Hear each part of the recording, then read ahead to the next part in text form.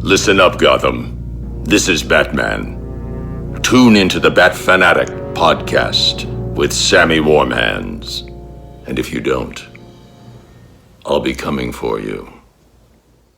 Hey everybody, it's the Dark Knight of Rap, Sammy Warm Hands, and this is the Bat Fan Addict podcast. Now, as always, I'll be joined by my co-hosts Ben and Evan, but first I've got to shout out our longtime friends and sponsors. I've been seeing a lot more of them these days now that things are back open again. Radar Toys right here in Eugene. You can go to radartoys.com, get free shipping in the U.S., and save an additional 10% using the code BATFANPOD. Now, today we are going to wrap up our Damian Wayne trilogy here in the DC animated universe. This is Jason O'Mara's third time under the cowl. We are introducing Batwoman and a lot of other characters. This is Batman Bad Blood. Bad Blood, 2016. Directed by Jay Oliva. My autocorrect says Olivia. Written by J.M. DeMatteis again. Starring yet again Jason O'Mara as Batman. Yvonne Strahovski. Stuart Allen. Strahovski? She was in Chuck. Mass Effect 2 and 3. Well, thank you Some other stuff. for the correction. Thank you, Ben. Stuart Allen, Sean Marr, Morena Baccarin. One thing that I didn't realize, Sean Marr, who's been Nightwing before in the ones we've watched, was also in Firefly and Serenity. So that's interesting. I didn't. Yeah, other shows I've definitely watched. As an actor or a voice actor? As an actor. Nice. James Garrett, Ernie Hudson, Ghostbuster. Jeff Pearson. The president of Hollywood. Yeah, yes, you're right. But also Dexter Morgan's dad. And he was on like that show that was sort of like a Married with Children, Unhappily Ever After or something like that. Oh, I never saw that one. But I did think that he was very well cast in this movie. Steve Blum or Bloom, is it Bloom? Also Blum? in Mass Effect and also Spike from Cowboy Bebop. Yeah, he's most notably, I think, Spike Spiegel from Cowboy Bebop. See, you know stuff. He does a ton of voices in the Batman games. He's a voice actor, like prolific voice actor. Man, I was like going through his, like, who else might this dude be? But he's Mugen from Samurai Champloo, but then the vast majority of them were video games. Okay, help me out here. Help me out here as a novice. I've heard on this show the two of you guys both say Samurai Champloo and shampoo. Champloo is the answer. Shampoo would have just been like mumble mouth, mush mouth. Okay, that was a not mistake. enunciating my words. Got it. And composed yet again by Frederick Weidman. Travis Willingham, who did Heretic's voice. At first I couldn't place it, but I was like, it's got to be from an anime. So I looked it up, and he's this character, Roy Mustang, from Full Metal Alchemist. Thank you, IMDb. Was there anything else notable? Because his voice seemed familiar to me, but I couldn't place it. Other than that, it looked like a bunch of games to me. Huh. I felt like it was something else, but that's the only one that I had seen. I hate that when you're like going through somebody's list and you're like, no, I swear it's not this. Like, it's not one episode of Californication. It couldn't be that. It's something I'm familiar else. with this person. Yeah, there has to be. And then it turns out they remind you of somebody else. You know, it's like, oh, fuck. Son of a bitch. All right, initial thoughts on Bad Blood. This is the third of the trilogy here that we're in with Batman and Damian Wayne. Pretty dope. I feel like it's a visual improvement. I don't know if they're like rolling over monies from the previous ones or something and putting it into this, but the quality is high and stays high the entire time. Yeah, the animation is nice. Real good. My overall feelings are similar to the last two. Yeah. Just like it hits the par that the other two set. Yeah. Mm-hmm. First thing we hear in this movie is Chucky Saul. He's been kidnapped by a rival gang. Batwoman swoops in. First time we've seen her. Batman actually kind of interrupts her saving the day. They tag team it. I wrote Batman finishes the job beautifully. Using a gun makes you just like them. You know, we just get so many little great Batman things in this opening scene here. This fight scene is awesome. Yeah. And once they get through everybody really quickly, I think they're kind of up on like a catwalk, and we're first seeing the villain, right? Heretic. I wrote, he looks like Super Shredder, like a video game boss or something. He's so huge and built, and he's got like, you know, the mask on, and he's kind of Baney, the kind voice, of shreddery. I could definitely see that. And there's something he said about like, do I know you or whatever? And he just says intimately, Well, don't we get the flash there? Of So they fucked. And not at all. Yeah, that's another guy that Bruce Wayne banged early on in his career, and Yeah, maybe he 9 got years ago, pregnant that one bar. Yeah. But don't we get in that scene the flash of like the overlay of his Nightmare thing. what the legacy of him being Batman will be for the city? Oh, they cut to that? Just in that moment, the flashes over Heretic's face. I must have been fucking writing my notes there. I'm like, intimately, that's a good line. I'm so fucking smart. Goddamn. Hey, I didn't write it. Yeah, I must have missed that. That's pretty good foreshadowing. They're having like a Shredder-esque confrontation again on the catwalk, gangplank, I don't know what that's called. But Batwoman attacks him, and he just like, he doesn't care that she's a lady at all. He's just like, clinks, like metal bats her against the handrail. And Yeah, ragdoll. She gets a couple chances, but he just wrecks her. Yeah, definitely. They establish a legitimate threat right out of the gate. All right, so Nightwing is tasked with looking after Damian. He gets called away by what seems like a booty call. It's Coriander, the famous hero Coriander. Okay. Starfire. If you read some actual Teen Titans stuff. All right, cool. Now you're getting excited. Is that true? Yeah, Coriander.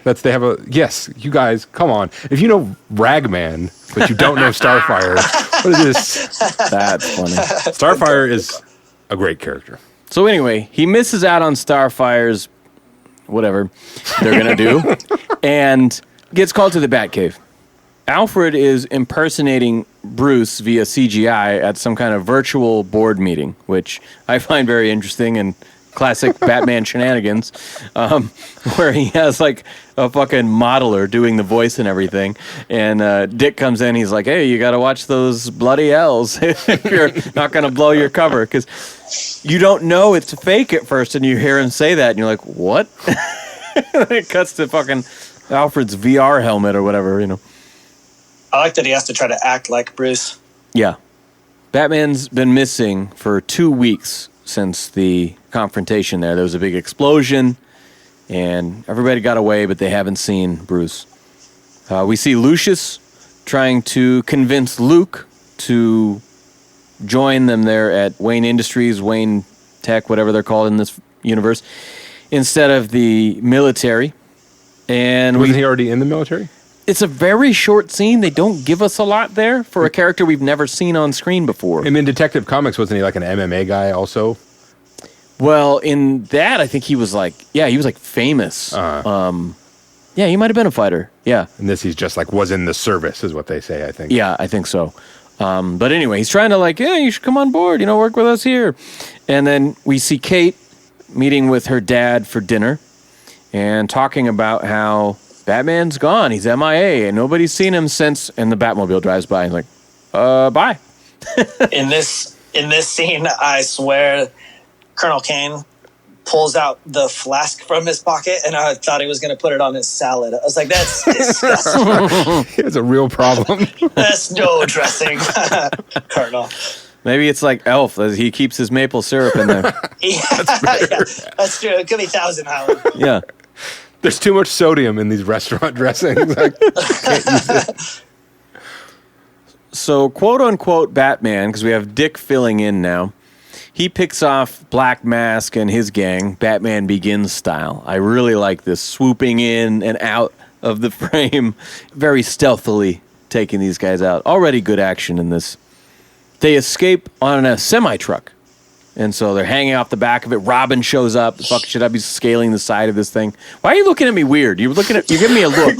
As soon as you said Batman Begins, I just heard, swear to me! And I can't. That's all I'm hearing. No. It's fucking, where are you? I know. Here.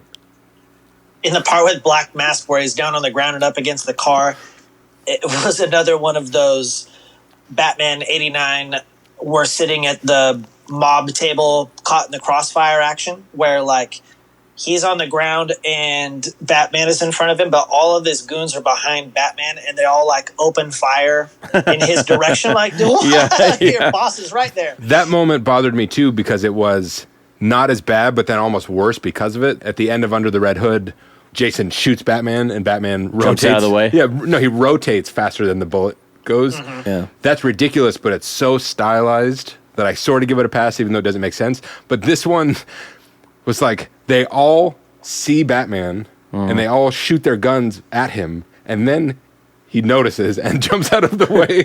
Where, like, it would have been better if he just noticed them, jumped out of the way, and then they fired. Like, that one slight change, because now it just looks like none of them can shoot an assault rifle at a stationary target. They're stormtroopers.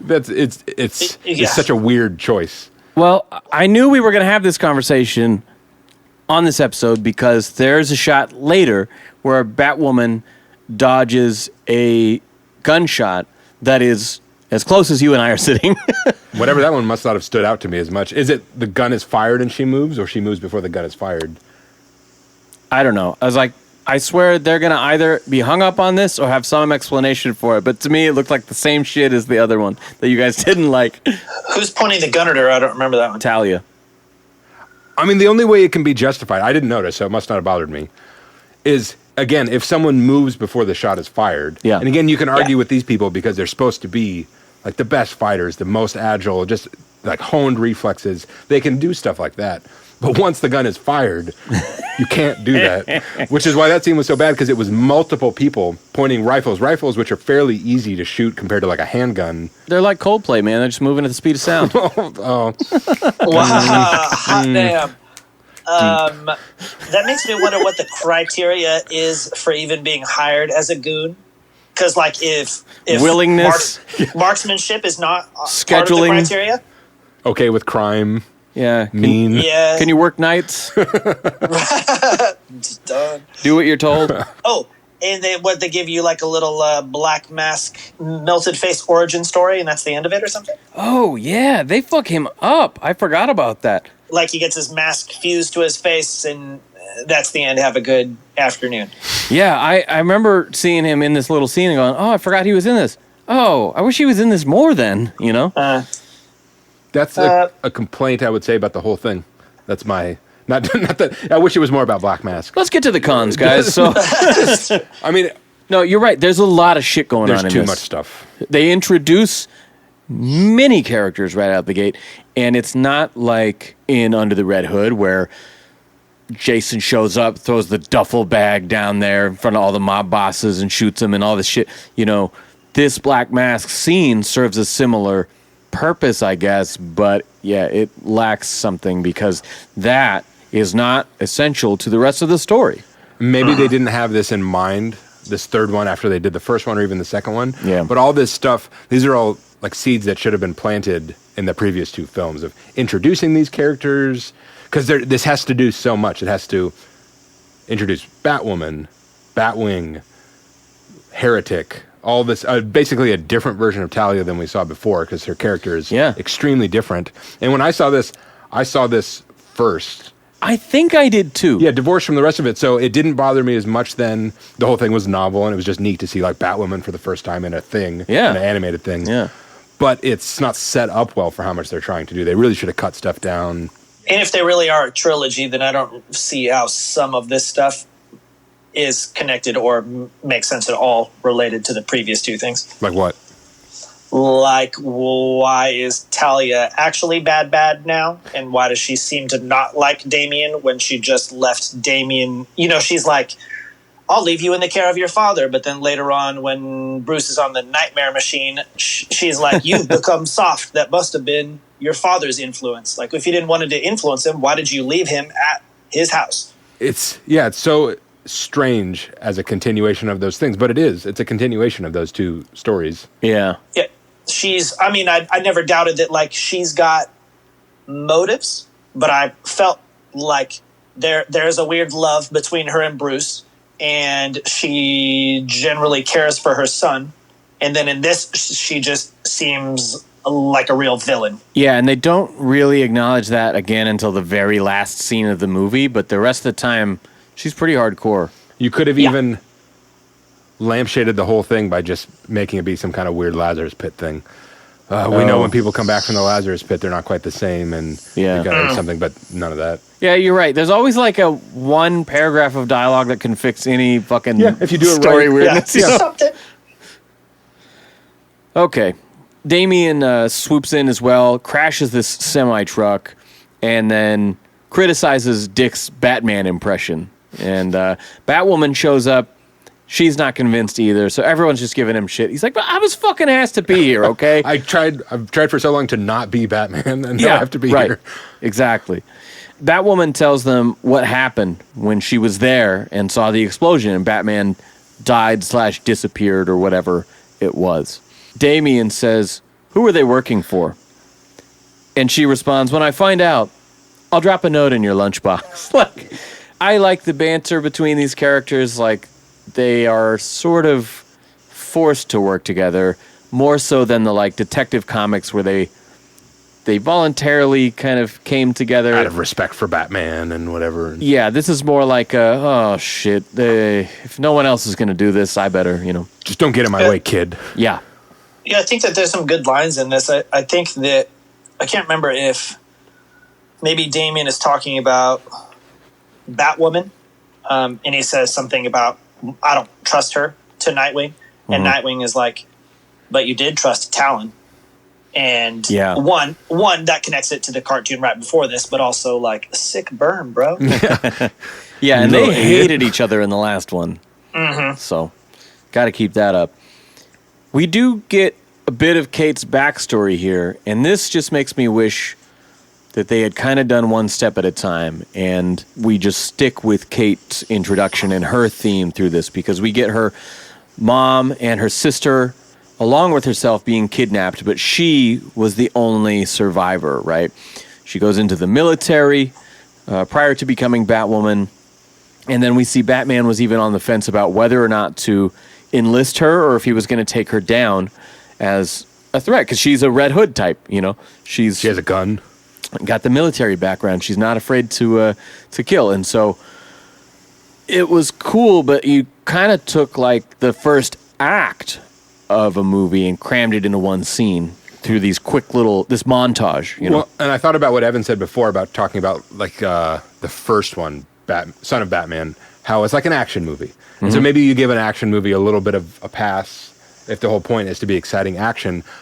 But at the same time, I still think it should hold up on other levels. And like that's where this doesn't. Because I think this would have really benefited from what they did with the other two stories, having it be like, take those interesting elements from Batwoman's origin story and then fold those into maybe another single story, but have all her issues be the central theme and the central challenge mixed with whatever, like they did with having Court of Owls and whatever the other story they mixed together with that was last time, the Damian story. Yeah. But instead it is, like you say, they cram. It's not just the first act. It's like the entire first half of a movie crammed into one scene. We meet her. We find out what her deal is, her relationship with Batman, and it just doesn't have any weight. Yeah, and I think that this suffers a little bit from the Justice League syndrome, and by which I mean the films where, the first one, they cut it down, they made whatever changes they did, but I mean, ultimately they wanted a regular length movie with way too many fucking characters, and then in the director's cut, you have this incredibly long movie that does a service to every single person in it. So this either needs to be some kind of fucking epic two-parter or just focus a little more on a character, a direction. Or if... But A-E-I-O-U. And sometimes why? Well, I was thinking again on those same lines of like, it's an action movie. It's here for the excitement and the set pieces. You're pointing a lot like a politician right now. Listen, I want you to agree with me. Karate chopping the air. Love me, please. Go the other way. Don't focus on that stuff at all. Here's Batwoman. Here's Batwing. They're on the team. Focus everything on the goal and the conflict. Don't do any of the personal stuff, the backstory stuff. Keep it on Damian. Yeah, we could keep it, because the trilogy really, that's the core of it, is Damian, Talia. Why else bring her back if it's not to keep that going? And you can still have Batwoman be in it, but just don't even focus on her story at all. We don't know her yet. She's still a mystery. Because so much of that stuff to me felt like fan service, where it's just to be like, hey, you read the comics, so we're not going to do any of the work. But we're going to have to do the work. So you'd be like, oh, I remember that thing in the comics. They're like, we didn't realize this was going to Netflix to a general audience later. Whoops. It's just clunky. But like, I think there's a way to do it without investing in all the characters, because that's what you really want. You want to spend time with them and know them, but you can have cool characters. Well, and care what happens to them. Like you said, there's not a lot of weight in this one because of the lack of development, you know? Yeah. I didn't feel a whole lot anyway, and that I'll get into that more. I'm saying you're wrong because earlier you was right. Okay, cool. Thank you. Yeah, you made the good point that's discrediting what you're now saying. That's all. You're a good it. You're my favorite it. Colonel Kane gives Batwoman some intel on this mysterious new villain called Heretic. Luke simultaneously accuses Lucius, his dad, of providing tech to Batman. He's like, I've seen some of this shit. You know, it's like, tell me you haven't seen your baby pancaking cars on the nightly news, you know. But then as this is happening, we barely establish this conflict. Heretic busts in like the Kool-Aid man. Oh, yeah. Stabs Lucius, steals some shit out of the vault. Batman and Robin swoop in, drive the Batmobile through the fucking wall. Like the other movies, a lot of this felt lifted from the Nolan movies. Yeah. And fuck shit up, but all the important people get away. And it's important to note here that the Electrocutioner, I believe, is one the of character. Classic Batman villains. Yeah, one of the best names. It's so I was mysterious. getting a tattoo. Is shocking Robin on the ground, and Heretic, as he's leaving, tells him to stop, like get in the van or whatever, and he doesn't, so he just shoots him dead. And that is kind of the first, well... The first clue was the one you had if this guy's ignored. the devil, Yeah. yeah, the first one's the one I fucking missed. Yeah. So yeah, second clue that something's up here is when he saves for him. sure. At first it was like, is this alternate universe Batman that cares about his son, or is this like a future version of Damian who doesn't want to see himself get shocked? Does he just hate the Electrocutioner? Yeah. Is this Did just they have an a fight in the opportunity car to on the way kill there? that stupid named villain? I didn't want you on this team anyway. I just keep looking at Ev's new mustache and feeling like you need to be in like all leather, like with a Motorhead shirt on, you know, maybe like in a metal band or something. Cigarette Okay. dangling from your mouth. Yeah, Okay. definitely. Okay. You know, I'm sure off camera somewhere he's got like his Jack Daniels, you know, because he's like the old school rock star that like biker gangs listen to, you know. Yeah, I've been doing cocaine this entire time. I'm a hard boozer. I do have a leather jacket, though. Oh, shit. From my color is it? motorcycle days. Black. Duh. Okay. It's yellow. It's not like- It's yellow like Jubilee. It's got tassels like Sting. Oh, God. See, this is why this show is fun. Like, it's the content that brings us together, but It's where we go with the it. random shit that everyone brings up that makes me laugh. The free association movie references. Bruce Now I hallucinates. do have a vivid image of Evan as Jubilee. Your head, Man, I could rock. Jubilee's costume. Yeah, I'll just get some pink safety glasses. I could do it. I could rock it. And some dishwashing gloves. Little pixie wig. Yeah. Okay, now you can segue. Continue. You got to learn her really cool 90s catchphrases, though. You're not my dad, Wolverine. Bop it. Stick it. All right, so Bruce hallucinates a four-way sexy time. Oh, man, I thought that this was like kind of tragic. I was like, can he not have just a regular sex dream? Like, does his sex dreams always lead to mommy and daddy Well, that's what I was murder? going to say. He's Probably. having this epic fucking, like, wet dream, basically, and then it Yeah. immediately moves to his fucking parents dying in the alley. I'm like, how do these things go together? That's so sad. That made me think of in Lord of the Rings, you got the swamp that's full of like spirits of battlefields past, like pulling them in. That's what these underwater guys made me think of. Bruce pulling them in. See, I'm just looking at this dream correlation and thinking, anytime I've seen these porn titles that are like, dirty stepmom wants to talk to you or blah, blah, blah. And I'm like, who is this for? Bruce it's Wayne. for Bruce, yeah. There we go. The guy has serious issues. Yeah. I'm going, why do those dreams go together? And I'm like, oh, I see. They're just digging through his memories and his thoughts. And like torturing him at the same time. Is what it seemed like he was kind of guiding the dreams in a way to break him down or to fuck with him. That's what they're talking about. Like, we need to break him down so that we can get through his barriers. Yeah, and then he'll be mine. Okay. I thought they were just like cruising on through this dude's brain. Like it reminded me of the box from Batman Forever. You know, Riddler's fucking stick a thing on your head and Yeah. No, that kind of makes sense actually, because if Batman's who we think he is, then you probably couldn't torture him in traditional ways. Sleep deprivation wouldn't work on him, so we'll make him go to sleep. But then it's not good sleep. We'll just fuck with his brain the whole time. Yeah, no restoration, no rest. Yeah. He's captive. He's exhausted. He really is kind of sleeping, but it's not actually good the whole time. Tormented the entire time.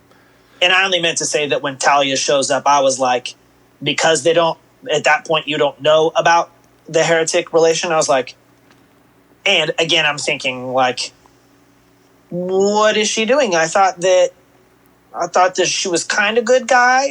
Last time I saw her, I could have swore that she cared about all stuff. that worked better without the baggage of the previous two movies. Yeah. When you just see this on its own, it's like, oh, well, there's that character I know, and I guess we'll find out what the deal is. Yeah. But when you know her as that sort of nice lady, it doesn't make sense.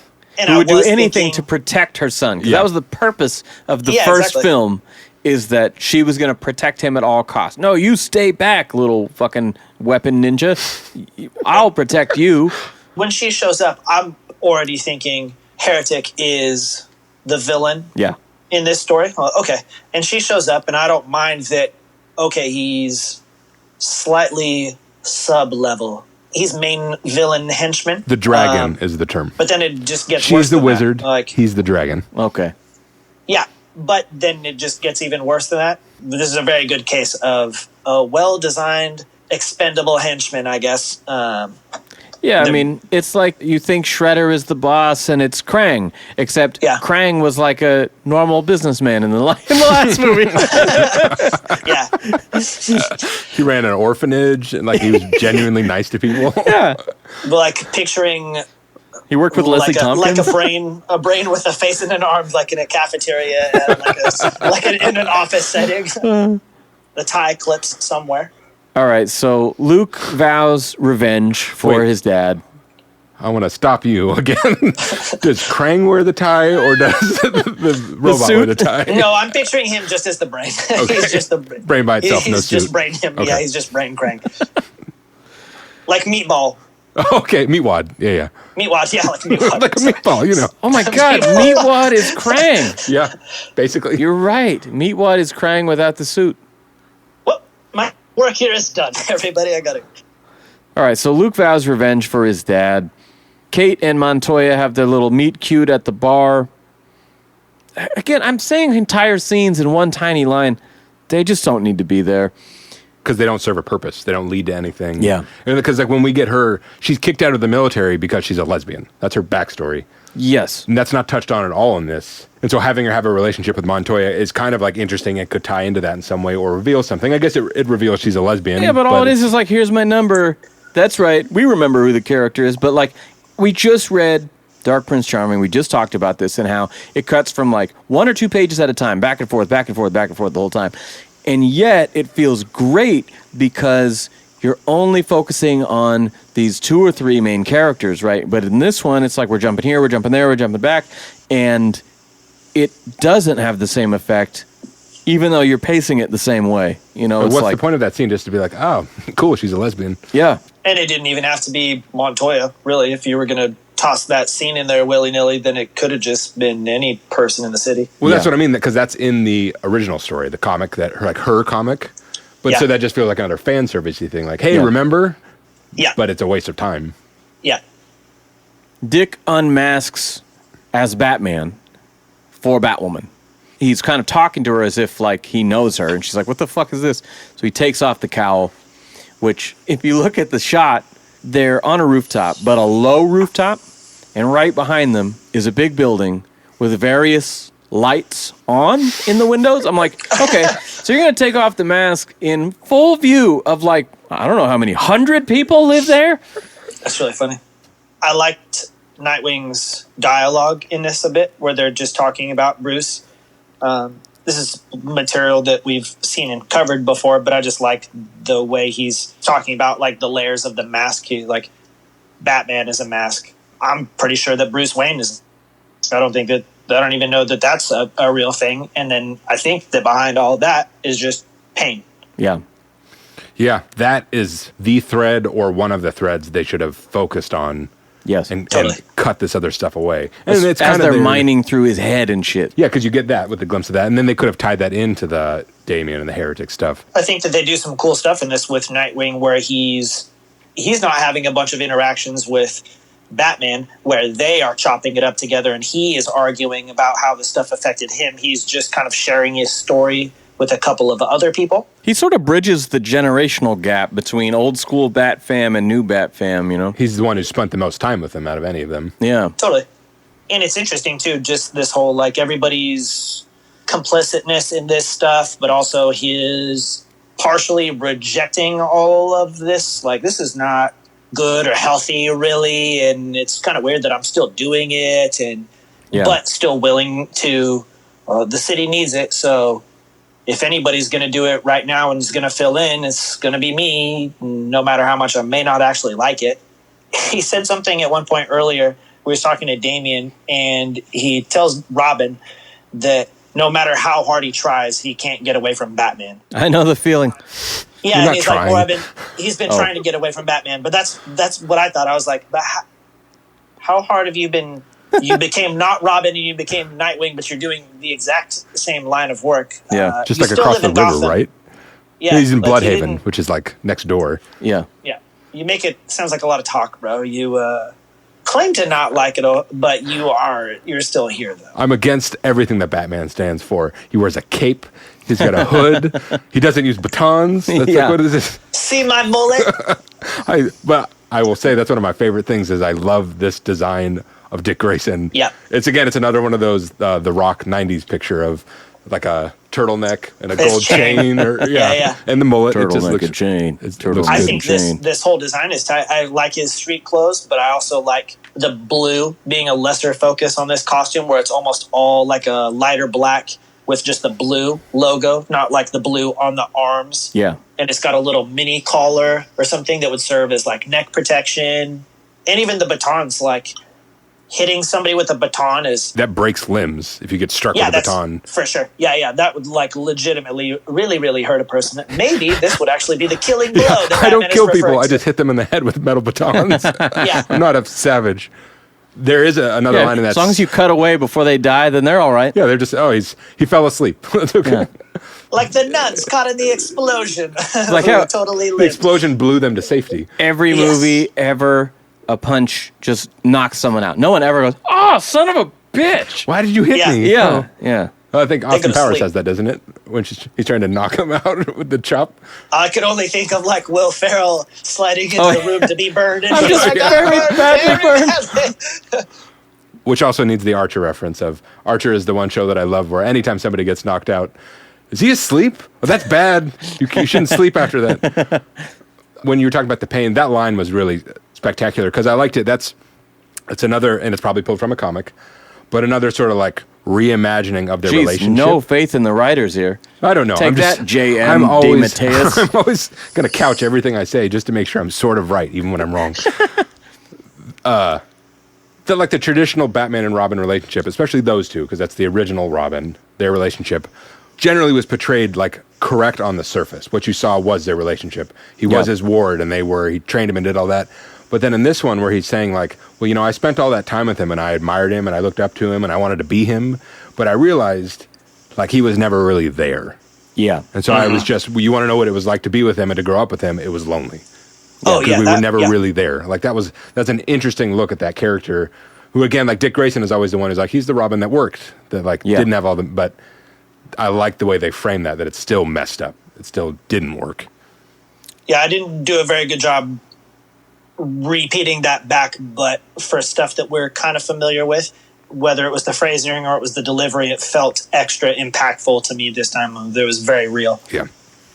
And we also get a flashback to not just Kate, but Batwoman's origin here, because, and this kind of could have been tacked on to the Montoya thing, or maybe it was intended to be, but it's done as a flashback in the dialogue with Dick Grayson, in which she's leaving a bar one night, walks down this alleyway, gets jumped, and Batman just fucking pounces from out of nowhere, throws these guys aside, and swoops out, in and out, and she vowed to never need a Batman ever again. She says the funniest line in the whole thing, which was, after I got kicked out of the military, I was just living in a blur of sex, drugs, and techno house. Oh, yeah, techno house. Yeah, I remember that. Yeah. Okay. I'm like, this must have been like a year before EDM became a big thing. This story was written in 1996. Yeah, and it's like they read it from their iTunes genre list, where it's like techno/house, A 70-year-old man wrote that line. Like, that's how you say it, right? Yeah, cool. Heretic comes to the Batcave and easily takes down Robin, quite comically, I think.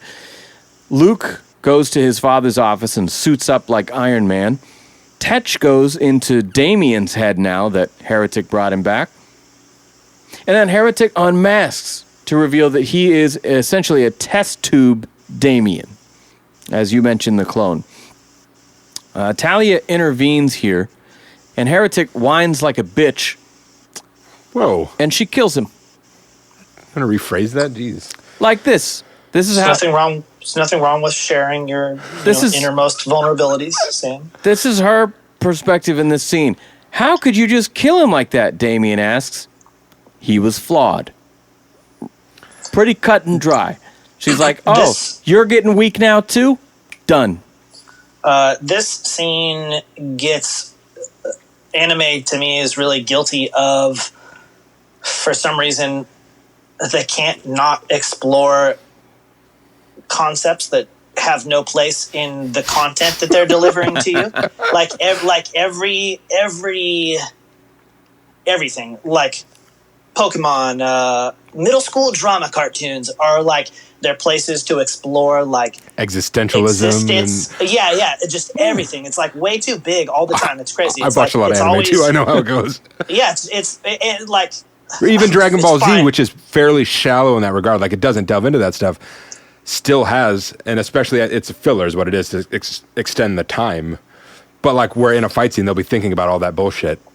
Even if it's not at the level where like modern anime literally goes into existentialism in the middle of a fight or something. It's that same of like, so what is it in this that they're doing? Just Heretic's whole thing about love and memory and motherhood. It stands out so much from everything else that like you mean this like super cool looking badass character is the one dude who breaks down and like hugs his mommy's belly, and it's not so simple as like, well, I want what you have, brother, and move on. Brother. It's just like it's like too many layers. There's like too many words that he's sharing in regards to. He flipped very quickly. I mean, it's not crazy to think that this person's been trained, programmed, brainwashed, whatever. It's not crazy to think a lot of tough machismo stuff is a projection of front, to protect things like and that that. Someone who's gone through that would be unstable or unbalanced. Yeah, but they don't really give us any of that. It's all like revealed very fast. Then he starts being vulnerable, dead. 30 seconds have gone by. This is another instance where I think less would have been more of like just having him drop to his knees and hug her and say a thing that conveys all of that in that one moment of motion, instead of having him Bad dialogue. Yeah, say any of that stuff. Just like, oh, that's weird that this like guy who just beat up Batman and beat all these other people did that. That enough. Like, sells like something is off here, something is weird. And I was a little torn because part of me liked that she killed him in that scene because it was so unexpected and like, oh, but I think more of me has the Dark Knight Rises reaction of like, oh, that character is now wasted. Because now instead of having that character, which has been built up and established in a bunch of different ways, both in a combat way of like what he what he represents to these characters, the challenge, but also like the story stuff, his backstory is now wiped. I think the reason to kill him is so you don't repeat what you just did with Talon. Because he developed a soft spot in the end and became the essential foil for the whole thing. Well, that's a mistake, I think. I mean, I get, because it would be hard to do it without him being that way, but I think you still could have... He still could have been a player in some way. He still could have like been working for Talia, but had some sort of shift or change. Like, but just to wipe him out like that seems like such a waste of the character that they spent so much time showing us. Yeah, it definitely did not honor the character the way they built him up. You could have had Talia could have sent him to do some sort of suicidal thing, and have him still go along with it, but maybe have some realization, or that's when he starts spewing some shit about like, you'll never appreciate what she gives you. But I'm going to, like, that kind of stuff. But to just wipe him away, because then at the end now, it's just, she is just the villain, which is even weirder. Yeah, I think what it does, it's one of those establishing scenes, like when you show a villain in the first one or two scenes in the movie, and, we watch how he just fucking dispatched Batwoman's attack like nothing, right? They show how formidable they are, or how evil they are. They do these little establishing things that, like, that didn't need to be done other than to show, our hero's up against some fucked up shit, right? But that's all it does, because it ruins the initial threat that we had set up, and then it shows that in her, we're dealing with a different Talia this time, but I don't know. I get that she was a reveal, but it's like they almost should have done something else earlier to establish her lethal intent here. It's a clusterfuck. I don't know. It's too much. It didn't work. That's all. It didn't work. Maybe if Heretic stuck around almost through the entire thing, but then he shows some like sentimentality towards Damian or something, like Damian is like hanging by a cliff or something like that, and it's Heretic who saves him or something, and then Talia kills him in the end. Yeah. That could work. For being... They do fall off a cliff. Yeah. Well, and I think it's another spot where they kind of painted themselves in the corner, because they established that with his earlier mercy towards Damian. Mm-hmm. But it's hard for them not to just make him Talon again, like you said. Yeah.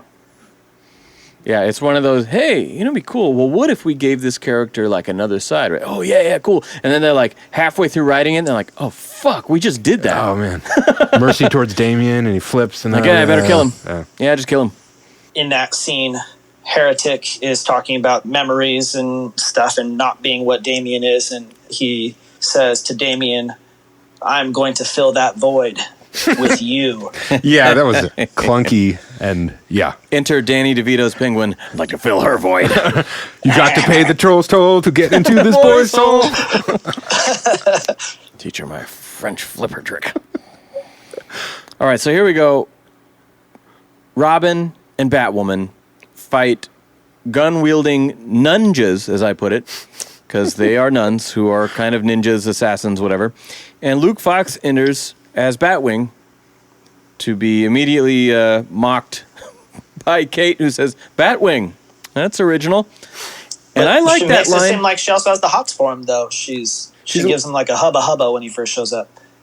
I didn't read that at all, because she's very gay, but what I did read is that line mocks not only herself, because she's also a bat derivative, but the writers from Luke Fox's character, like whoever came up with that shit in the first place. Yeah. It's a dig at them, like, hey, we're using this character, but you fucking idiots named Batwing. I like that. Well, I've complained about Batwing before. I don't like the character. Part of it is I don't like... Black. Oh, sorry. I thought I knew where you were going with that. Listen, I'm not... Insert whoever person we want to imply is racist this time. I'm me. I'm sorry. Gotcha. Just regular racist. Then, yeah. Not extra. No, not extra. Like, shit. No, sorry. I don't like robot suit heroes. I just think it's uninteresting. And I was thinking, why does Iron Man get a pass? Because he's played by Robert Downey Jr.? Yes, that's exactly it. It's because Tony Stark is an interesting character and fun. It's not the robot suit thing. Yeah. Can you imagine if they had just done like different versions of Obadiah in like all the other movies? Robot suit villain. They would be the worst movie series. It was just bigger, badder robots. That's the biggest weakness. I mean, just another guy in a robot suit. That's the one thing I can't beat. It's my biggest challenge. Yeah, terrible. But so I don't like this character. The suit design is cool. Yeah, it does the look stuff good. he does is cool, but it's just like it's another just more shit thrown into this that it doesn't need. And that's how I feel about him in Detective Comics too. The Bat Family to me works when it's a very small group of people. And like I complain about this with Batwoman, like the more people you start throwing in, Ragman. Ragman's cool because I have never heard of him before. Ragman's cool because they hit him in the fold where you can't see him. That every new person who can do all this cool shit makes it less cool, yeah, right? just stupid. But you can get around it if you do the work of justifying it. Orphan. Yeah, Orphan is that. Batwoman can sort of be that because like the fact that she went to West Point and she was just like a military person, that's not enough for me. Yeah. And they, in her like comic story, they almost get there because they say like, oh, well, her dad hooked her up with like mercenary trainers to give her the elite training, which is sort of like what Batman did. So they almost get it there. And he acts as her Alfred Jarvis type person to facilitate all this shit. And to get her up to the, because that's.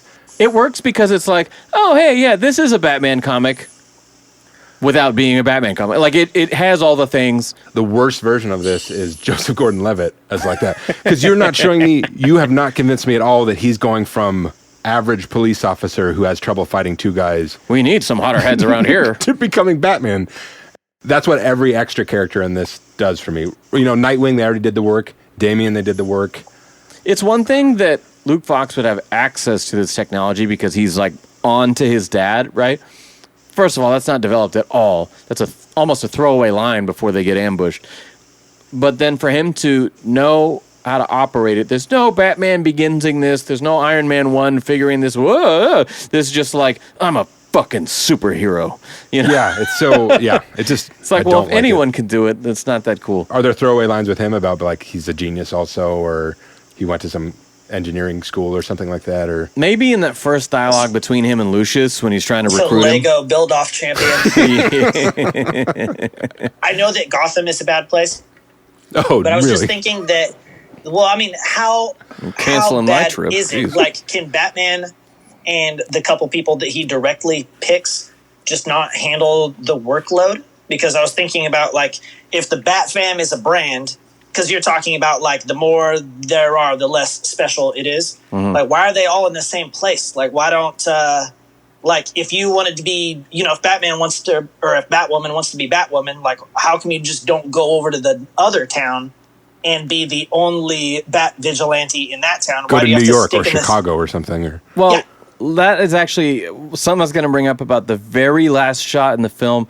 It doesn't really tie in story-wise to anything. They just do like a superhero ending, you know, where it's like the quick montage of like, oh, there's a flash of a villain I recognize. Let's swoop in and save the day, right? All of us. Except you have like 5 or 6 of them, however many there are, all on this one little perch, seeing the Penguin drive by, right, and shooting at cops out of his window, whatever. And they all jump in at the same time to the same one crime. I'm like, that is the most overkill I've ever seen. There's so much crime happening rampant in the city that night because they're all focused on this one thing. Yeah, that is like fucking a paper cut at the emergency room. That is so unnecessary. Like, I kind of couldn't believe. Like, yeah, I mean, it's a cool fly into the camera shot, but it's pointless. It's Batman and Robin outro scene where they run into the camera, but nothing's happening.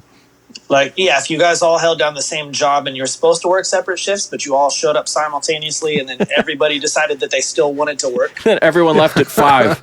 Cool. Maybe one of you could be out in the day. Yeah, do we stagger crime shifts in the day at all? Yeah, it doesn't. I know why you have your little group therapy sessions in the daytime. You know, that was my worst ledger of all time. And you should stick to Harlequin. I regret speaking. Give me a pudding. Can I have a pudding, please? Fuck yourself. Pudding.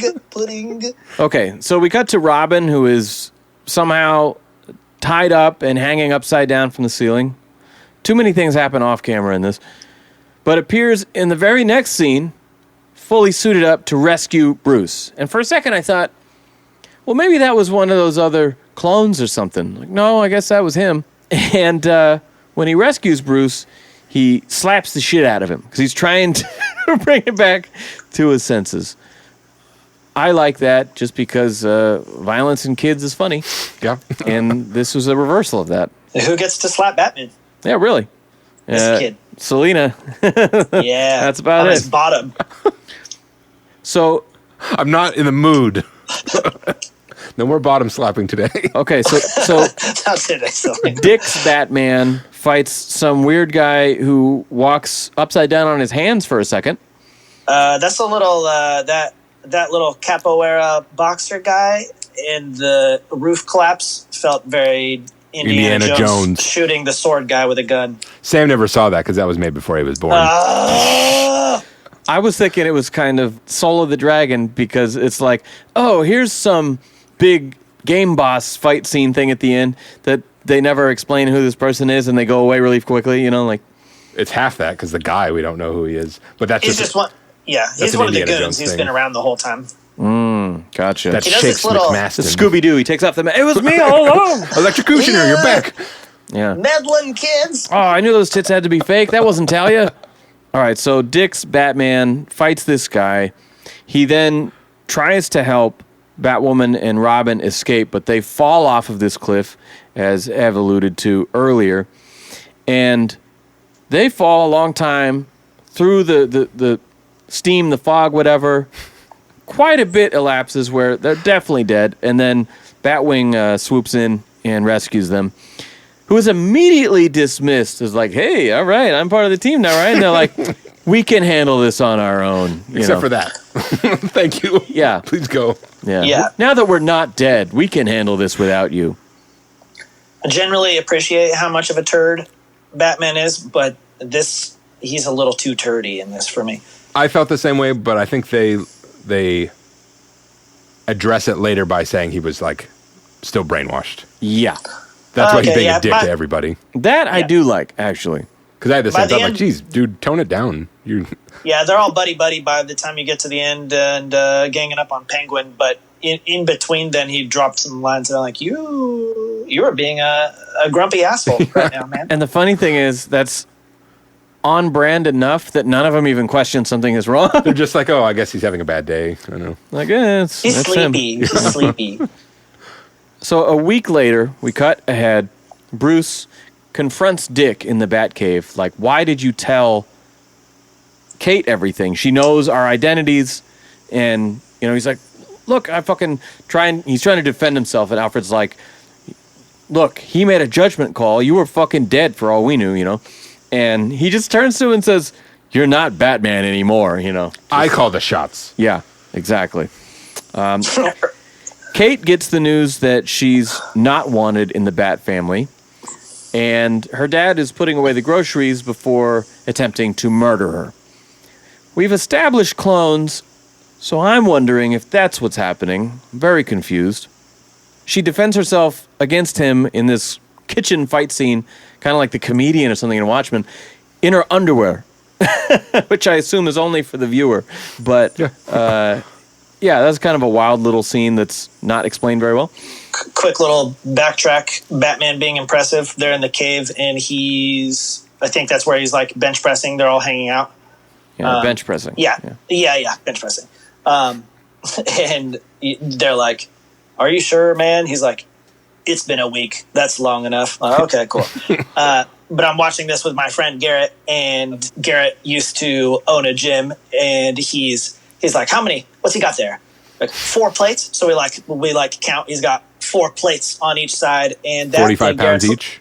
Yeah, 45 each. And Garrett's like, "That's 405 pounds," and we're like, "Impressive." Yep. Repping 405. I've been trying to work out a little bit, and I can do like maybe a 25 plate, a single 25 plate on each side. I was like, wait, but the bar is 45. Yeah, it's impressive. That's a lot. And he's talking. I can't talk while I'm doing it. I'm like, please, I need you to get the bar so it doesn't crush me. Spotter. It's a phenomenal amount of weight. I noticed you were really ripped, though. When I took my shirt off earlier, all the way, not halfway like it is now. Yeah. It's like, damn, his arms are like veiny now. It's crazy. Vascular. Yeah. Bruce Wayne, who refers to himself in the third person, being that it's a fake identity, gives a tech presentation here that is soon hijacked by Hatter, and we get, for real though, the box from Batman Forever. Mm-hmm. They all have these little things in their ears, and he's given this demonstration on, I don't know how the fuck to use it. I don't think that we should ever understate how massively inspirational those few films have been on all forms of storytelling. Again, I continue to credit them for ruining the saga and giving us Batman Begins. No, I mean, there's times where I'll be at home reading the Bible every day, and I'll be like, this is just like that scene from Batman and Robin. I can't believe that they had the foresight to see what was coming in the future and draw from it. It's genius, really. Yeah. Bat-Fam assembles believing that Bruce is still under Talia's control. They basically get attacked from all angles. They get separated, divide and conquer here. Firefly goes after Batwing, which Firefly has been wasted in this story. It's too bad. Who's the other guy who's not Firefly, but is also like Flying Bugman? Purple guy who also flies around. That's like Purple Beetle. Common Rider costume. It's related to Blue Beetle. Oh, yeah, I was going to say, I don't know. There is Blue Beetle. I know there's a big, ugly, horn-faced Ninja Turtle villain who takes on Robin and Batwoman. That's Tusk. Okay. Is that his name? From the Kevin Smith movie? Tusk. Oh. Yeah, have you seen that? That's Justin Long? No. Yeah, that's a great film. Yeah, Red State was enough for me, and I was like, oh, I'll wait for him to do comedies again.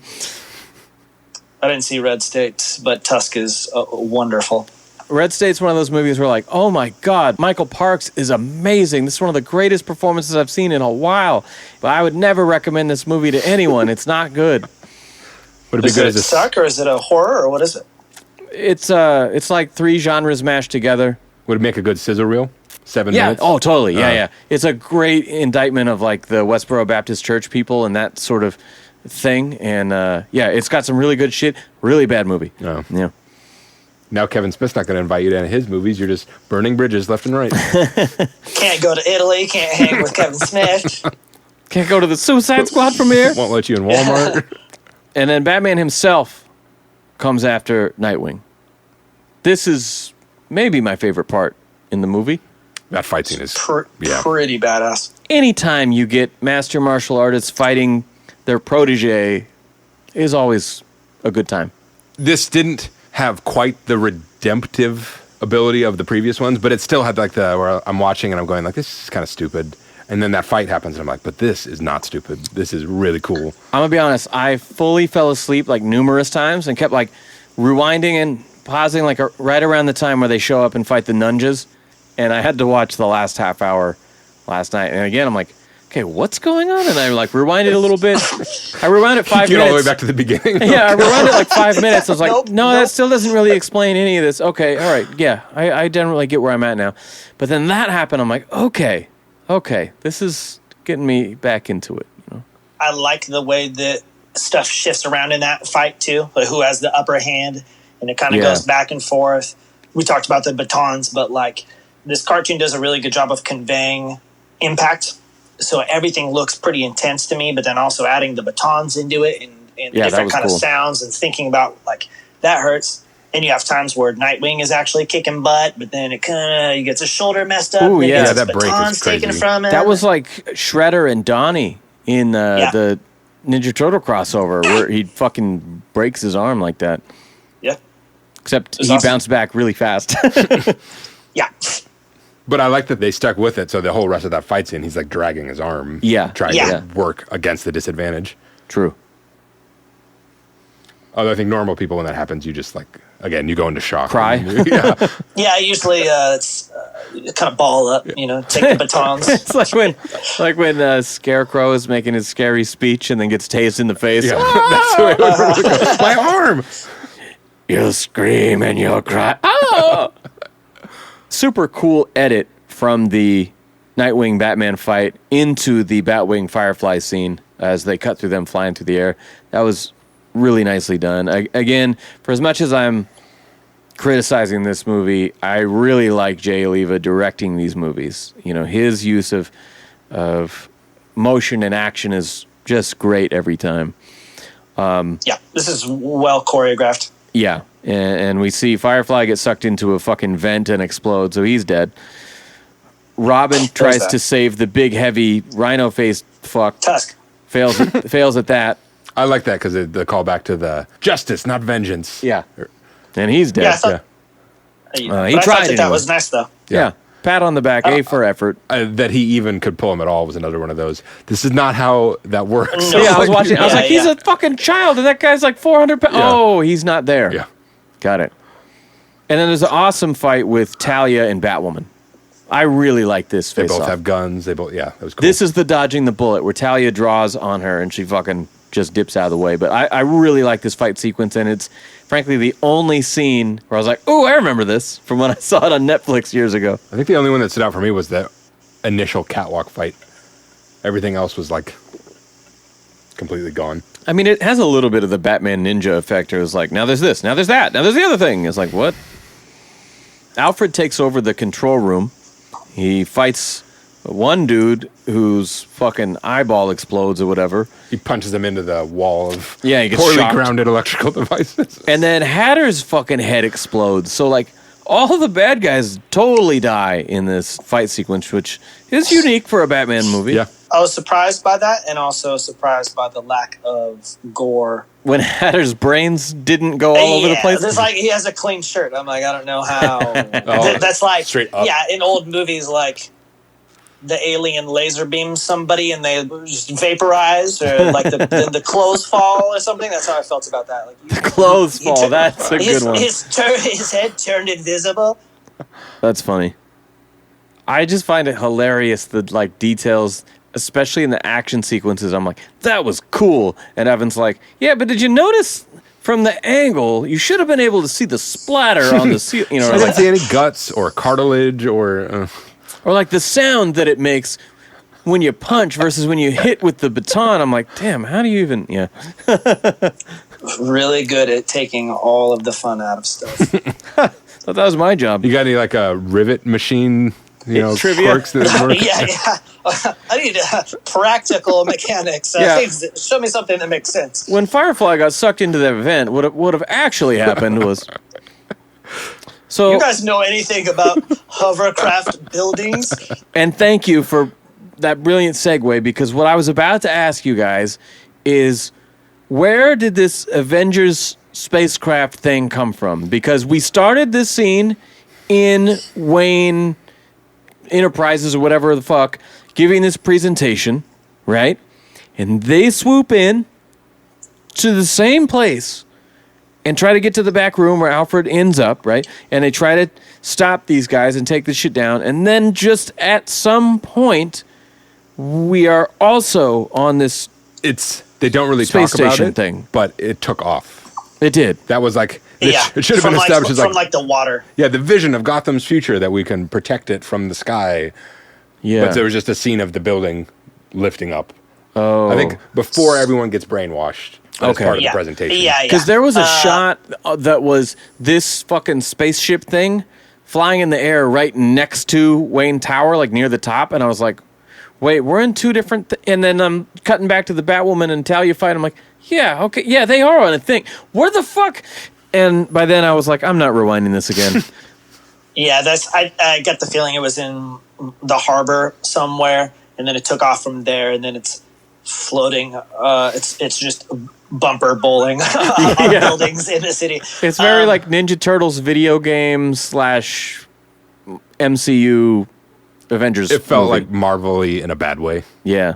Yeah, and it's like all of a sudden, like, oh, I'm watching a cartoon. Yeah. Let's not address that collateral damage or anything. That building is totally fine. Hey guys, keep it to like the broken arms and the arm stabbing and that kind of stuff. I don't want to see floating ships or any of that and laser Yeah. beams. I was just thinking, like, this whole technology, the floating donut and the brain stuff, that's new tech that they're revealing to all these people at one time. If you're rich, you can do all kinds of crazy stuff. But I would think that somebody has to know about that, because, like, you couldn't tell the city about your spaceship and not spoil it to the business people. Yeah. So nobody in town... Are you going to Wayne's spaceship meeting today? Oh, yeah, so So this is nobody knows illegal about the as spaceship. fuck, is what you're saying. Yeah, so it's flying around. That'd be alarming. So who does know about it? Because you have to have like airspace clearance for your floating objects or something? Yeah. Or is Batman just like, fuck it? Here we go. I Classic fly my Evan bringing it spaceships down. all over It was you guys talking that made me think of these things. Talia orders Batman to shoot Nightwing and Robin, but he turns the gun on himself, taxi driver style. But he Can eventually... you go No. 5 minutes without spoiling a movie? Please. Fucking from the 70s? Whatever. Jesus Christ. Yeah, Sam sorry, was- it's only Sam was gonna 45 get mad years that old. He was miffed that you interrupted him, but you had a solid point, so he had to concede. It's I a, usually do. it's a famous shot. You son of a bitch. Anyway, he eventually shoots Talia, which... That's rare. That's a thing. Shooting people at all, yeah. That's pretty rare. And he does this to protect Nightwing, because she's about to just run him through. Then Batman collapses because firing a gun is so soul-shattering to him that he just can't do it anymore. We watch him fight Nightwing one-on-one, but now that he's fired a gun, it was the Martha thing all over again, where it was like, oh no, and then he was transported back to the gunshot and he fell down, and... It's just the brainwashing wearing off, I think is what it is. I know, it is funny. You can't say your own joke is funny. I will not allow that. You can laugh at your own joke. I'm okay with that. You cannot that's your explicitly thing. say, I know, that's how you know it's a joke, because it's not funny, so you won't know that it's a joke unless I laugh at it. But, Oh, okay, gotcha. I but didn't you know cannot say that's funny. that. You should try deadpan and see how it plays out. I can't do it. I can't get through it Okay. because I'm too funny. Talia swears that she does love Bruce and Damian, like some more than you'll ever know shit, or if you only knew, or you have no idea, blah, blah. And then dives out the fucking window onto a passing jet, also like the Avengers, which I believe Loki does, and then fights with some fucking warrior in the cockpit who comes out of nowhere, and they fucking crash. Who was that? That was That was Heretic's like, henchman. that's Heretics. Yeah. Okay. And she was Fucking- getting revenge. God damn, a side character's side character. Yeah, it was just And then they fucking crash and explode. It's like, well, that was a waste. so weird. Possible bald baby mama. Who knows? Yeah, I don't know. She's got a fetish for clones. Kate reconciles with her dad after the mind control wears off. He's got like a head bandage from her kicking his ass, I guess, in the kitchen. She hits him with a frying pan. That would mess Yeah. her up. That was the Archer moment I had. Like, oh, is he asleep? That's bad. Oh, Dick and Alfred oversee as Bruce gives Damian the talk about his dead Birds and the bees. assassin mom. She did love you. Yeah. In her own way. In her own way. She really did when she threatened to end your life so casually. And then we have the superhero montage with the Penguin swooping into action. So, yeah, okay. Final thoughts on that. This movie started in an interesting spot and just got weaker as it went on. And that's everything you just described is like peak weakness. Tons going on, but it just like, it's not the payoff to anything. It's almost like these three movies had enough good ideas for one awesome one. Or maybe two. Or maybe two, but each one was kind of okay. And I think the second one is really the strongest with the Court of Owls and shit. I think Yeah. that was the winner. I agree completely. And this is, I guess, on par, or like it looks better, but is maybe just as clunky writing-wise as the first one. Yeah. I know that we complain about them smashing too much stuff into a single thing, but I almost wish that the three movies were one movie with the three movies worth of material, but in the length of one movie. That's kind of what I was saying. We're like, go the other So way. they'd be 3 times as bad. But no, Because all of the stuff goes into no, one. because don't explain anything. It's just like, just a Just a- barrage of. Fast-paced No. montage. It's just a ride. So if they introduce all these characters, but just in the last 25 minutes, and Yeah, I would. That's interesting. they'll still keep the 70-minute runtime. Yeah. Like, no. It's an anime music video. I'm down. Yeah, if clips were so short that you couldn't actually have dialogue, because it would be like, But then we wouldn't get Weird Al cameos and shit. You know, you just get the one coolest line from each scene with Yeah, music playing in the background. So, well, like what I want to know is if you just flashed all this critical stuff for like 90 minutes, how much would we retain and how much of the story could we actually derive from their just flashing visuals at us? See also Batman Ninja. Or the Seal music video, Kiss from a Rose. I get more from that than I do the movie. And I get all the important beats and everything. It's doable. When I say anime music video, that's not a joke or a criticism. That is a legitimate form of storytelling. Yeah, that's peak art for you. Easter eggs, anything? I wrote no Easter eggs. None that I recall. They've done this in other animated ones, but when they show the TV news anchor, it always says News 52 in the corner. Oh, New 52? News 52. I know, but yeah. New 52. Oh, you get it. I know. Shit. Wow. It's a joke. Oh, Very my funny. God. Yeah, that's about it. Pros. Again, the hand-to-hand Sorry. combat is well choreographed and well shot, well directed. Yeah, great action, animation. Heretic is a cool character and a cool design. I just think he's not used well, but I think would it's take super that dope. a step further and say the cast was good in this because except for all the stupid henchmen villains, they're dumb. I just thought there was other ones like maybe because this one has more Bruce than Batman. Like I had said before, Jason O'Mara didn't feel quite right in one of the earlier ones, but I thought everyone did a really good job in this in terms of all the main characters. Yeah, performances were good across the board. Yeah. That's not an issue at all. I think it's kind of a shame that Heretic ended up being what he was, or just wasn't kind of given his due diligence, because I feel like Nightmare Damian in the other one and Heretic make really cool looking characters. Yeah. Yeah, I mean, and that's another character that on paper or starting out could be kind of dumb. Yeah. Like, what if he's Batman, but like he's wearing a vest and you can see his muscles and he's really big and he's like fucking tough. He beats them all. That's sort of sounds stupid, but it's set up well and it's actually cool. Well, and in that one, it was sort of a brief vision that never came to fruition. In this one, at least it's not just an Easter egg.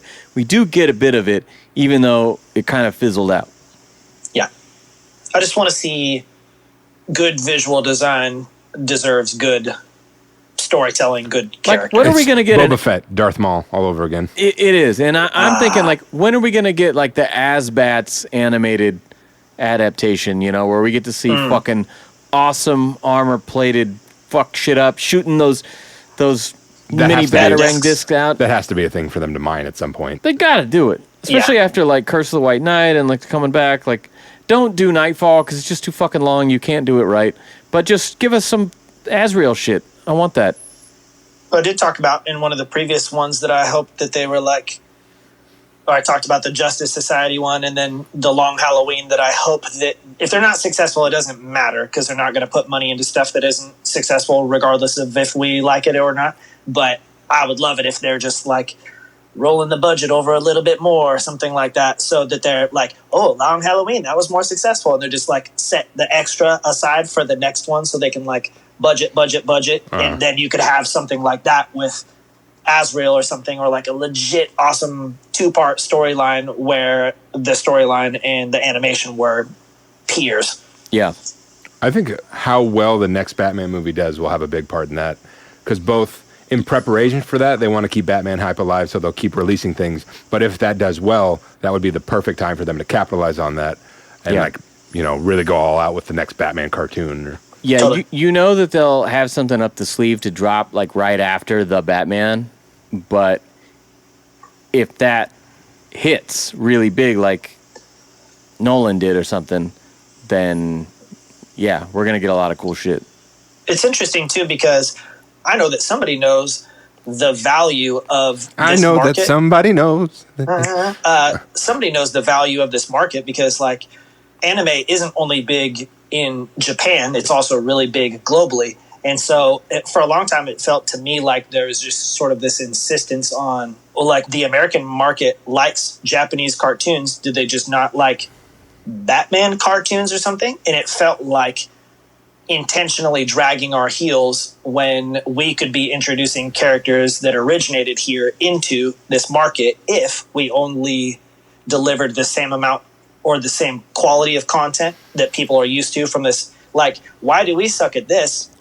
It's like stuff only got good when we started having Korean animation teams or something. Yeah. But it was like we wanted to be bad at it or something, which only brings down the whole, that brings down the art form when you could be like, this is a proven moneymaker, so let's do what they're doing, but with our characters. It's true. If you think about between 1992 or 3 and 2008 or so, all we have is Mask of the Phantasm, Sub-Zero, and Return of the Joker.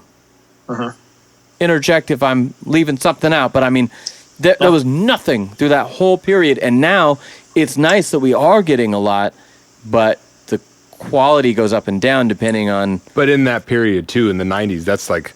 I mean, probably some in the 80s, but especially the 90s, I think that's the big insurgence. Is that the word I'm looking for? Resurgence. Well, it's not the resurgence either, but that's when anime starts, I think, becoming really big in the West. Because it was already there in the 80s with, like, Voltron and repurposing Japanese things. But, like, when watching the actual Japanese anime dubbed or subtitled or whatever becomes big... Because I think that's the big thing when you think about like adult animation in the West.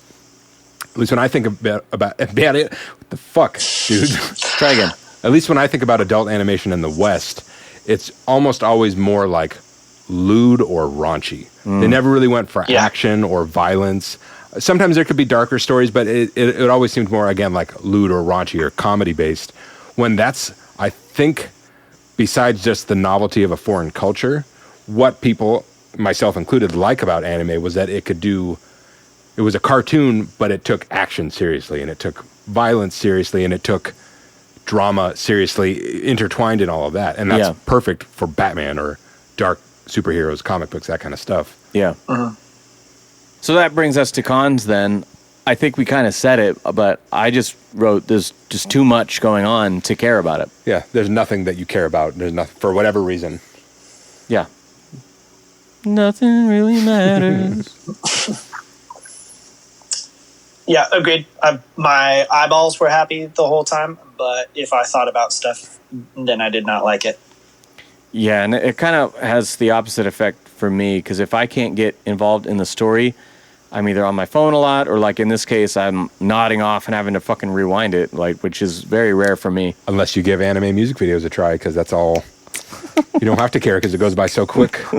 Yeah, it's got that house techno or whatever. Whatever Techno Batwoman house. is into. I know you weren't in the House. scene My because you bad. don't know that. Yeah. Or your right. glow sticks and your baby binky. Polanski's trifecta. Detective, is there anything? He's pretty much a prisoner this whole time. No, he doesn't detect. No. He knows that Kate is Batwoman. He knew early on. Yes, you're right. Wow. Give him some credit. Batman Nightwing fight, that was about all for Ninja, right? Does he do anything otherwise? It's another one of my, wow, gee whiz, human body, how he saves Batwoman. Man, I'm losing it. Oh, he saves Batwoman in the alleyway? No, in the beginning with the her grapnel hook to throw her out the window to save her from the explosion. Oh, yeah. Yeah, you're right. He kind of throws himself on the grenade. Knives in the shoulder. To the side. Yeah. I thought that was a pretty cool. You're right. And again, like not a crazy human thing, but portrayed correctly for you to really go, wow, that's impressive. Yeah. That's like first scene, so I'd already forgotten that happened. I'd already fallen asleep 3 times by that point. Trauma. I thought there were a couple of lines that alluded to this. Talia in the end says, I washed away his trauma by brainwashing him. She's trying to justify it. And earlier, Hatter is in his head and says, his trauma runs so deep, it's as if he defines himself by his pain. Mm-hmm. There's mentions without really demonstrating it. And the Nightwing line from earlier, which is maybe the best line in the whole thing. Yeah, I think instead you get more Nightwing's perspective on Bruce's trauma and how he was affected by it. Yeah. Which is, I mean, that's interesting, of like being the child of a parent who went through harsh things when they were a kid. Like that's the knock-on effect of that. For sure. Foster parents got it rough. Yeah, after having trauma of your own. Yeah. And then simultaneously, like, this dude isn't healed. I'm just a part of his life now. Like, let's struggle through this stuff together. I got my stuff, you got your stuff, we got our stuff. Wish me luck. Practice Aikido together will be good. Yeah. They go to IKEA together? Yes. Oh. Yes. Nothing soothes the soul like Swedish furniture. Plyboard his furniture. analytical skills would be good for assembling it, but he'd still make Alfred do it just out of principle. Rating.